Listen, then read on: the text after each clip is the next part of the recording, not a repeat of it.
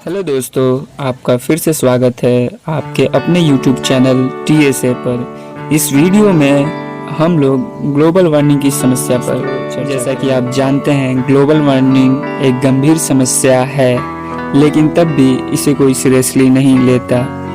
इस समस्या का हल तो है, लेकिन यह तब संभव है जब हम अपने कंफर्ट जोन से बाहर निकलें। किंतु समाज के कुछ ऐसे बुद्धिजीवी लोग हैं जो इसे जानते हुए भी अनदेखा करते हैं और वे अपने कंफर्ट जोन से बाहर नहीं निकल पाते हैं। ग्लोबल वार्मिंग को आसान भाषा में समझे तो मान लीजिए कि जिस घर में आप रहते हैं और उसमें किसी कारणवश चारों तरफ आग लग गई हो और धीरे धीरे आग करीब आ रही है, तो ऐसे में आपकी स्थिति क्या होगी। ठीक उसी तरह पूरे विश्व में हमें सुविधा पहुंचाने वाली वस्तुओं से आग लगी है और तापमान हर रोज बढ़ रहा है। हमारे वैज्ञानिकों द्वारा बताया गया है कि साल 2050 तक लगभग 1.5 डिग्री से 2 डिग्री तापमान बढ़ जाएगा और इतना ही नहीं, 2150 तक हमारे पृथ्वी का तापमान 5 डिग्री से 11 डिग्री सेल्सियस तक बढ़ जाएगा।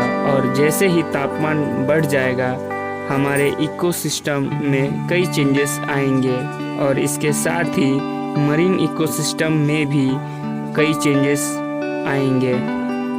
एज अ रिजल्ट नदियाँ, झील आदि सब सूख जाएंगे और इन पर निर्भर कई जीव जंतु। इसके अलावा ऐसी स्थिति में कहीं अधिक सूखा तो कहीं अधिक पानी देखने को मिलता है। जैसे पृथ्वी का तापमान अधिक बढ़ने से अंटार्कटिका जैसे क्षेत्र में बर्फ पिघलने लगती है और जिसके कारण बहुत से जलाशय जैसे नदी, झील में अधिक जल की वृद्धि हो जाती है और बाढ़ आने की संभावना बढ़ जाती है।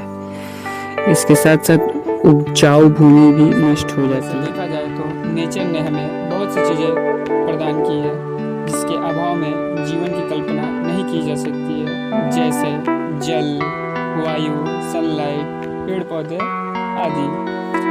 इन्हीं एक चीज़ों में से एक और चीज़ है जिसके अभाव में हम जीवन की कल्पना नहीं कर सकते हैं। इसका नाम है ओजोन लेयर।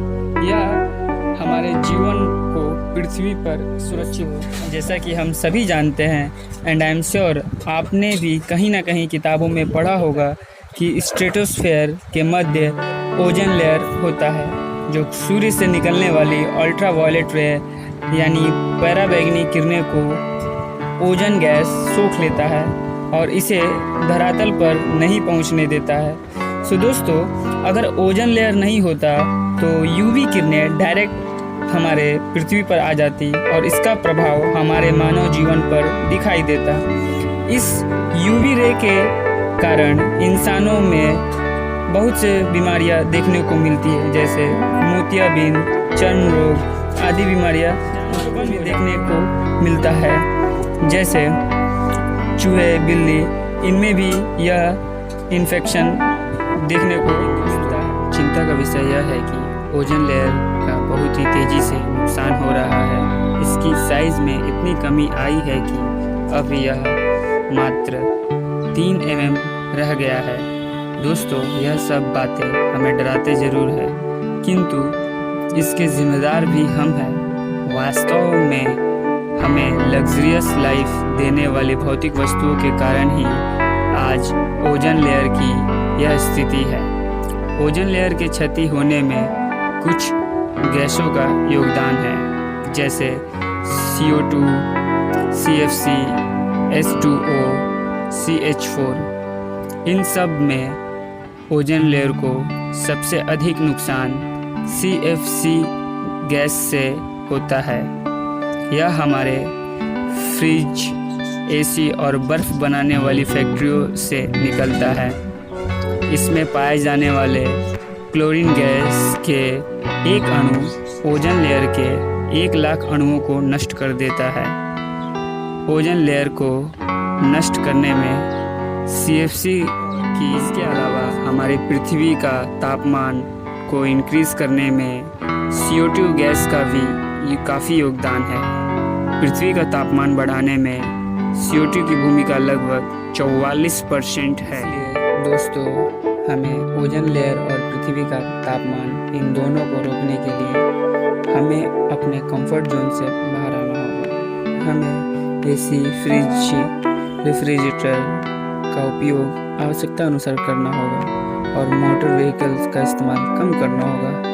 हो सके तो इन सब के जगह हम लोग ई-बाइक्स या बैटरी से चलने वाले वाहनों का प्रयोग कर सकते हैं। इसके अलावा हमारे इकोसिस्टम को सेफ रखने के लिए ज़्यादा से ज़्यादा हमें पेड़ लगाने चाहिए और पेड़ की कटाई पर रोक लगाना चाहिए, जिससे ग्लोबल वार्मिंग की समस्या फ्यूचर में ना हो। तो दोस्तों, हमारी रिस्पॉन्सिबिलिटी केवल हमारे घर या समाज तक ही सीमित नहीं है, बल्कि हमें हमारे पृथ्वी और इकोसिस्टम का पूरा ध्यान रखना चाहिए, क्योंकि ये हमारे अस्तित्व और हमारी अगली पीढ़ी को सेफ और सुरक्षित रखेंगे। ऐसा नहीं है कि लोग इसके बारे में जानते नहीं हैं। हाँ, मैं ये मानता हूँ बहुत से ऐसे लोग हैं जो जानते नहीं हैं, जिनके पास पक्की इन्फॉर्मेशन नहीं है या लैक ऑफ एजुकेशन की बदौलत उनके पास ये नॉलेज नहीं है, किंतु अधिकांश लोगों के पास ये जानकारी है। बहुत से लोग जानते हैं, क्योंकि इन सब समस्याओं के ज़्यादातर वे लोग जिम्मेदार हैं जो रिच है, जो एक अच्छी लाइफस्टाइल जीते हैं काफ़ी हद तक। दोस्तों, हमारी पृथ्वी की यह स्थिति कोई 1 या 2 महीनों में नहीं हुई है, बल्कि इसके लिए सालों लगे हैं। चाहे अमीर हो या गरीब, इसके लिए हर कोई जिम्मेदार है।